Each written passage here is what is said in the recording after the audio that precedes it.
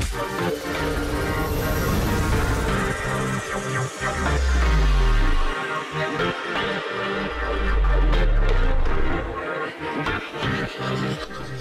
story time. Storyteller aku hari ini seorang teman pastinya yang udah lama banget aku gak ketemu. Saking kangennya aku telepon, aku ngajak podcast, langsung jawabannya iya. Appreciated banget sih. Siapakah dia? Indra Bruggman. Hai Cacu. Hai juga, masih manggil aku Cacu ya? Cacu, harus Cacu gitu. Thank Itu kan you panggilan for kesayangan. today. Amin. Sama-sama, terima kasih banyak udah masih inget. Selalu lihat di Instagram sih sebetulnya. Dan gue bilang ini masih hits ya, bisnisnya bagus, semuanya bagus. Habis mau gimana lagi Cacu, kan udah gak main sinetron, kan harus ada kegiatan baru, job sampingan gitu ya untuk bayar listrik. Ya bisa sih? aja Beli baju gitu. Dek, kita mau bahas 3 hal. Indra Bruggman dan karir, Indra Bruggman dan bisnis, karena sekarang kamu lagi banyak bisnis. Dan pasti yang terakhir keluarga, terutama ibu. Mungkin kita awal dengan karir ya, Dek. Kamu kan saya tahu datang dari Tasik. Awal tuh tahun berapa ya?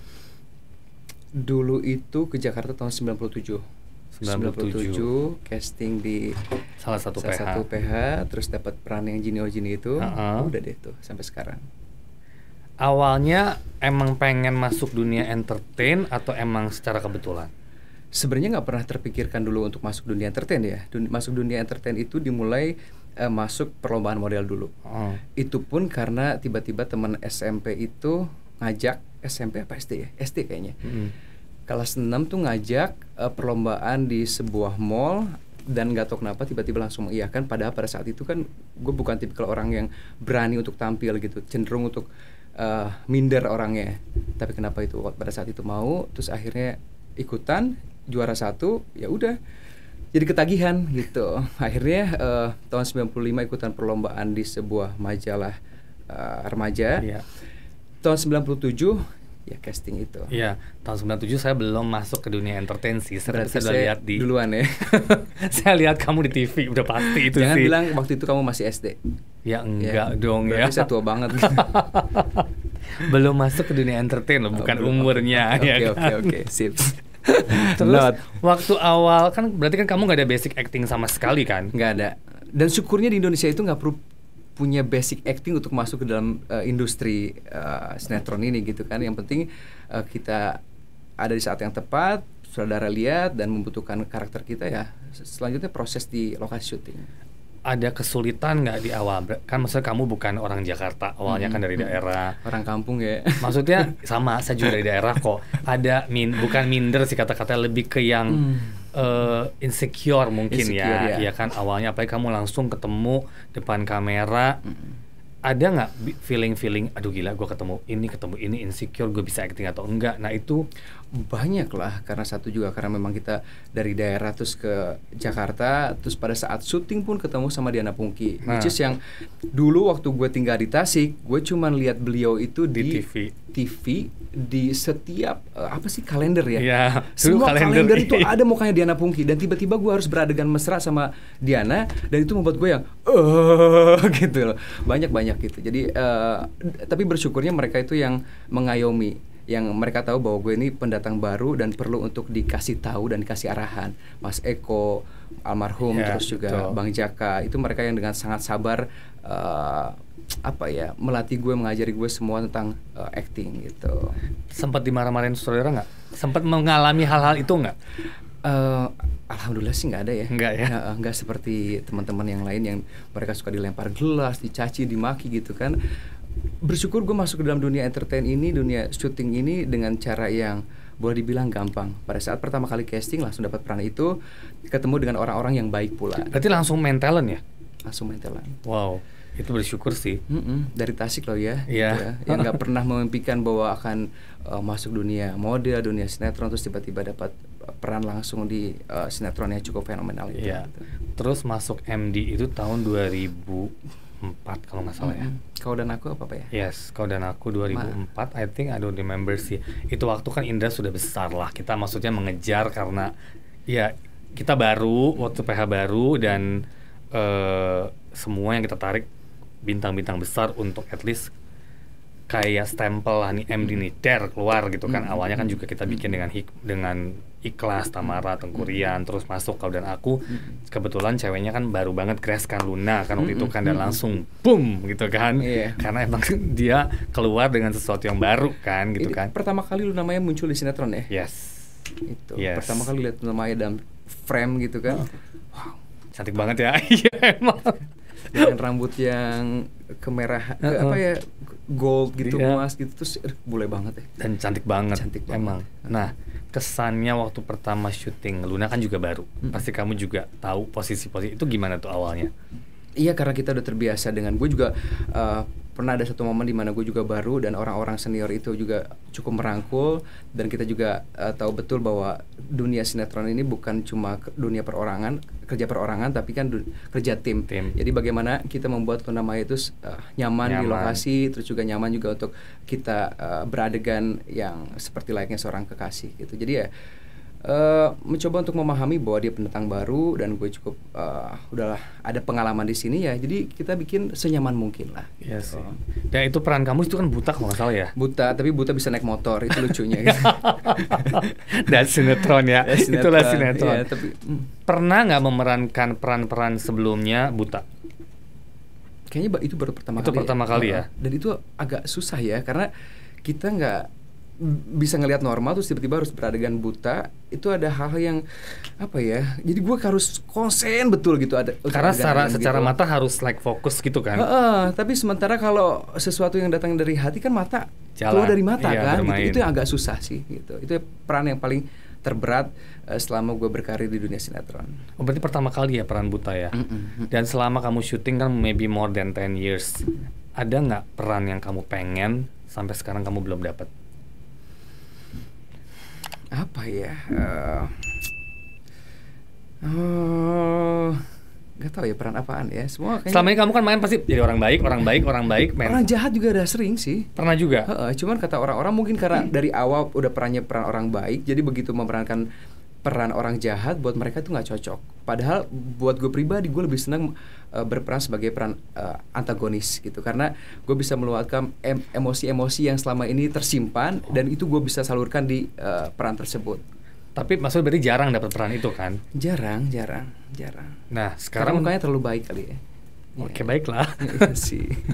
Sekarang udah berapa tahun nih kamu nggak nongol di TV, nggak bermain sinetron? Udah lama loh. Terakhir itu main sinetron stripping sempet itu sih 2 tahun lalu ya. Tapi setelah lama bertahun-tahun vakum karena pengen coba lagi sekarang gimana sih keadaan sinetron gitu kan, apakah lebih baik, apakah lebih buruk. Tapi ternyata keadaannya tidak lebih baik daripada waktu terakhir kamu main syuting gitu. Akhirnya membuat kita frustasi gitu. Maksudnya semakin kesini kan kita mengharapkan sesuatu yang lebih gitu kan, ada ekspektasi, ada harapan-harapan di mana oke, kalau gue udah lama syuting ini gue pengen dapetin ya at least sutradara yang bagus, director yang bagus, pemain-pemain yang bagus. Tapi kayaknya kok makin kesini ya gitulah gitu. Jadi udah kayak industri ya, udah kayak udah gitu banyak perubahan-perubahan di lokasi syuting yang membuat kita juga aduh, kalau gue nggak ngerti dengan apa yang gue perankan, dengan jalan ceritanya, gimana gue bisa menyampaikan itu dengan baik kepada masyarakat gitu. Jadi makin tua kan makin pemilih lah gitu. Tapi tawaran pasti masih banyak kan, karena kan sekarang sinetron dan segala macam masih lagi program jalan terus gitu loh. Kalau tawaran sih masih untuk talk show, untuk cuma sekedar jadi bintang tamu, untuk stripping. Cuman peran yang ditawarkan itu kayaknya apa ya, kurang pas ya, kurang asik gitu loh. Sebab bukan main sinetron itu bukan karena kapok main sinetronnya, tapi nggak pernah mendapatkan apa yang kita pengen gitu loh, dengan director yang bagus, jalan cerita yang bagus kayak dulu lah gitu, bener-bener yang dipikirin masak-masak sebelum kita syuting. Kadang-kadang kan kita tawarin syuting masih belum tahu ceritanya apa, karakternya apa, baru tahu setelah ada di lokasi syuting gitu. Sekarang kan lagi booming nih web series nih, Dek. Banyak banget web series menawarin. Ya kan cuman 8, 10 dan secara organized mungkin lebih organized karena emang web series lebih seperti film. Kita preparationnya ya dipikirin semuanya gitu kan. Kalau misalnya ke depan tidak menutup kemungkinan kan untuk melakukan itu kan, mengambil kerjaan seperti itu. Ceritanya bagus, kita tahu direkturnya siapa gitu kan, pernah garap apa gitu kan. Kayaknya itu patut dipertimbangkan gitu. Toh juga tidak memakan waktu yang kayak stripping berbulan-bulan gitu.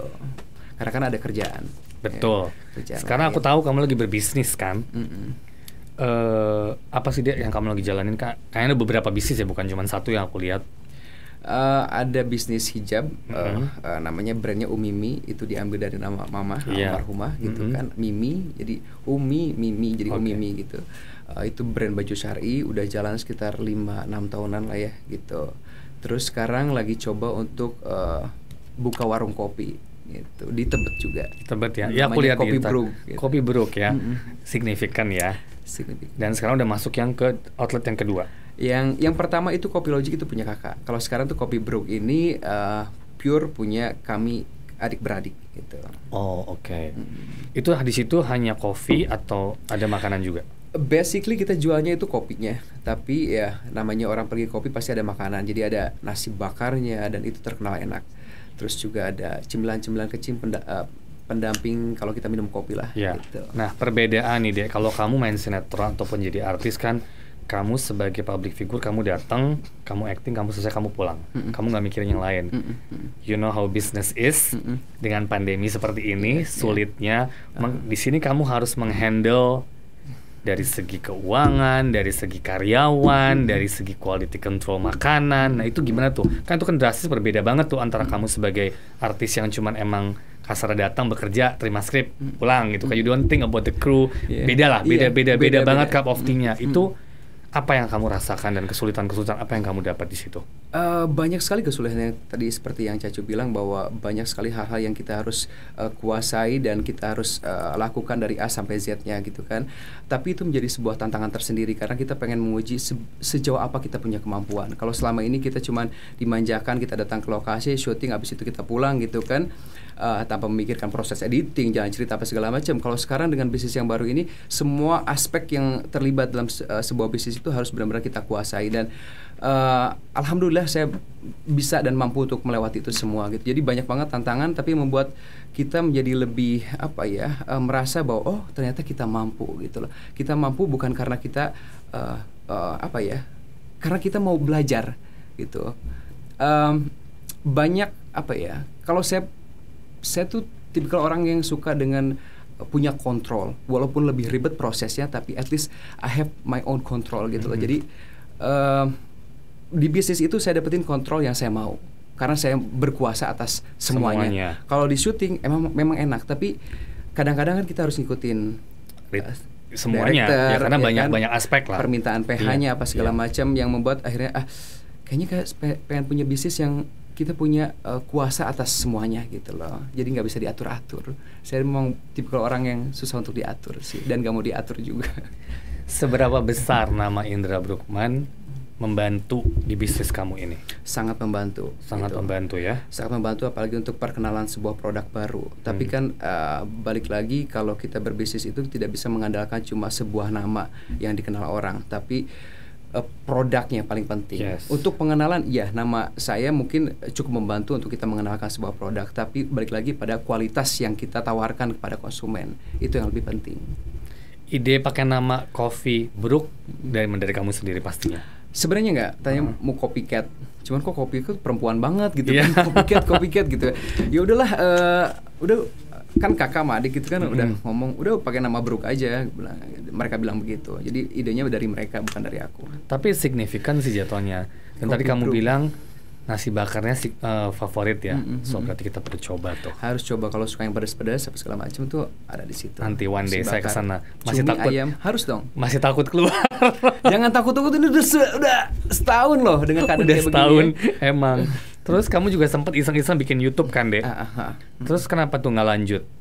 Aku sempat lihat lucu sih, kayaknya kan kayak memory back with Jaka, with all that people kan. Iya, tadinya kan kita mau mengulang sebuah momen, tapi ternyata momen itu nggak bisa diulang dua kali ya. Dan keduanya adalah ternyata membuat sebuah konten YouTube seperti itu tuh bukan hal yang gampang. Banyak hal yang harus kita pelajari. Yang ketiga yang paling penting adalah pada saat saya mengerjakan itu, mamah lagi sakit, sampai akhirnya membuat saya yang agak sedikit kurang telaten, kurang waktu untuk beliau sampai beliau meninggal. Itu membuat saya oke, saya stop gitu, karena apa ya, buat saya itu apa ya, jadi kayak nggak worth it gitu lah melakukan sesuatu yang akhirnya membuat kita kehilangan seseorang yang kita sayangin gitu. Ya sih, karena kita butuh banyak waktu sih untuk itu, ternyata nggak segampang yang orang lihat. I feel that. Ya balik lagi sekarang ke sosok Mamah mungkin ya, sama kita berdua udah ngobrol dari tadi. Ibu itu di mata Indra gimana? Luar biasa ya. Kita nggak bisa apa ya, menemukan sebuah kalimat yang pas untuk menggambarkan kesempurnaan ibu di mata kita gitu kan. Kalau buat saya tuh ibu tuh ya segalanya gitu.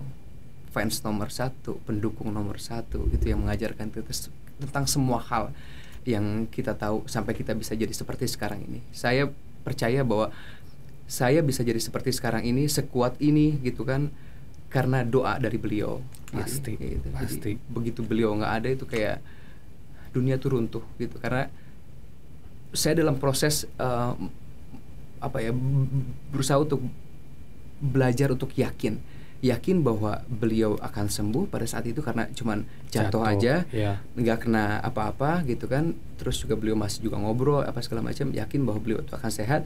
Tapi ternyata Tuhan berkehendak lain gitu. Jadi ya kayak apa ya, kayak masih nggak percaya sampai sekarang pun gitu. Tapi ya udah takdirnya gitu ya. Ada penyesalan nggak apa yang kamu belum lakukan untuk ibu? Aku nggak mau lari ke arah sana ya, tapi banyak hal-hal kecil lah, kayak misalkan dengan keadaan pandemi begini, jadi kayak kita kemarin tuh ngurung diri sama kita punya problem yang gitu sama kan.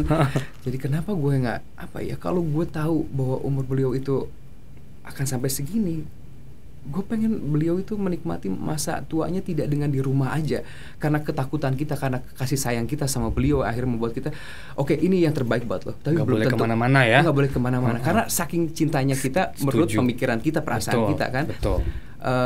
Jadi gue pengen tuh sebenarnya buat orang-orang di luar sana yang masih punya orang tua, punya diberikan kesempatan orang tua, jangan mentang-mentang karena pandemi begini, karena ketakutan kita, karena kasih sayang kita, akhirnya membuat kita mendera ibu kita di rumah. Biarkan mereka itu hidup, menjalani hidupnya di masa tuanya senormal mungkin. Tugas kita sebagai seorang anak adalah tetap menjaga protokol kesehatan pastinya itu. Dan apa ya, menghibur mereka bahwa ini semuanya akan baik-baik aja dan bukan sesuatu yang perlu kita takutkan gitu. Ya sih, kalau kamu bilang paranoid, saya juga hal yang sama. Saya juga ada ibu di rumah, dan dimana sampai hari ini udah almost setahun lah ya, kita dari Maret tahun lalu, this is Maret almost dan April, Mama juga nggak pernah keluar. Dan tadi kita sudah ngobrol panjang sebelum podcast ini, dan aku terbuka juga pikiran di mana bahwa benar juga apa yang kamu ngomong gitu. Maksudnya kita terlalu mengurung diri dia. Dia mungkin senang-senang aja di rumah, tapi kita kan nggak tahu hati dia. Nah, itu dia. Ya kan, santai mungkin dia juga jenuh. Kita manusia, kita aja jenuh. Kita udah kerja pulang, apalagi saya yang bener-bener never go anywhere gitu. Itu aja aku jenuh gitu ya. Gila, aku nggak bisa ke mall, nggak bisa kemana-mana, nggak bisa duduk sama teman-teman kayak dulu, nggak bisa ngumpul, karena terlalu banyak unsur ketakutan yang ada dalam diri kita yang mungkin harus sedikit kita break ya. Iya, karena ya itu tadi, karena mungkin kasih sayang kita terlalu besar, akhirnya kita apa ya, kita melakukan apa yang menurut kita baik, padahal belum tentu baik buat orang tua. Betul. Ya kan, mungkin mereka pengen berontak, pengen ngomong, tapi mungkin ada rasa sungkan pada kita sebagai anaknya gitu kan. Jadi saya cuma pengen berpesan sama orang-orang di luar sana yang masih punya orang tua, biarkan mereka menikmati masa tuanya gitu loh. Tugas kita adalah, Mama mau kemana, ayo kita anterin, tapi tetap jaga protokol kesehatan, jangan dilarang-larang. Karena kan orang tua itu berpikirannya, umur gue berapa tahun lagi sih gitu kan, kita nggak pernah tahu ya. Gitu. Ya syukur-syukur kita diberikan kesempatan untuk tinggal bersama beliau ini lebih lama, tapi kan kita nggak pernah tahu. Jadi biarkan mereka menikmati masa tuanya dengan seindah mungkin. Tugas kita sebagai seorang anak itu, yaitu itu untuk sekarang ini. Setuju sih. Ini suatu masukan banget buat aku sih, terutama karena selama ini itu aku tadi bilang cannot go anywhere. Gila sih, maksudnya makanya punya planning sih ke depan aku akan ajak jalan-jalan, karena emang kita semua stuck sih sebetulnya. Stuck ya. Stuck banget, tapi ya nggak menyesali semua ini ya, kita bersyukur, tetap bersyukur kita masih ada kesehatan ya. Cuman emang balik lagi tetap kita harus jaga sih. Harus jaga. Mungkin pesan dan kesan Indra untuk ya tadi udah kamu sampaikan sedikit kepada pemirsa yang nanti kita nonton kita ini untuk lebih gimana?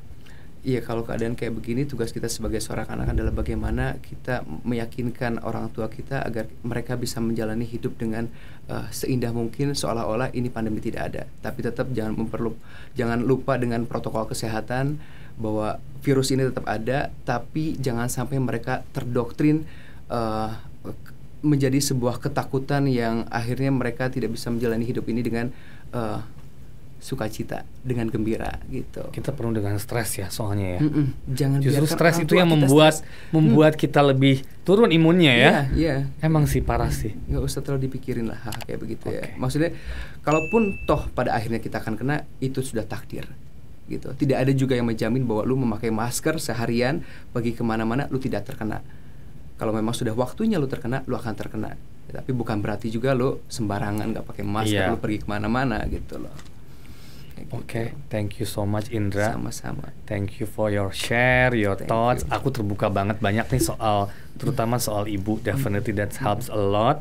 Thank you so much. Thank you everyone. Jangan lupa like, comment, and subscribe with Indra Bruggman. Definitely the one and only. Thank you. Thank you, Cacu.